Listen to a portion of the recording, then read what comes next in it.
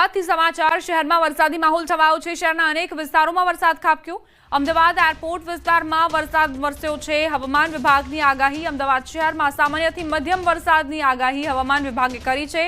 તે જ પ્રમાણે વાતાવરણ અમદાવાદમાં જોવા મળી રહ્યું છે, જેના કારણે ગરબા આયોજકો પણ ચિંતામાં મુકાયા છે, કારણ કે જે તૈયારીઓ કરી હતી તેના પર પાણી ફરી વળ્યા છે।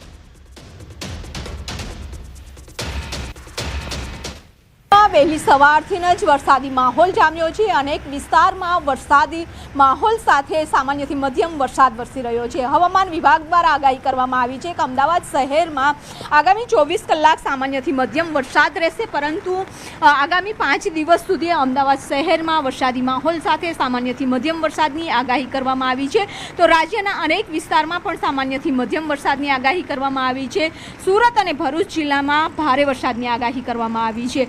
એટલે કે દક્ષિણ ગુજરાત, સૌરાષ્ટ્ર અને પૂર્વ મધ્ય ગુજરાતમાં સામાન્યથી મધ્યમ વરસાદની આગાહી છે। તો ઉત્તર ગુજરાત અને કચ્છનો જે વિસ્તાર છે કે જ્યાં ચોમાસું વિદાય લઈ રહ્યું છે, એટલે કે અત્યારે પરિસ્થિતિ બે પ્રકારે જોવા મળી રહી છે ગુજરાતમાં, કે એક તરફ વિદાય અને બીજી તરફ વરસાદી માહોલ।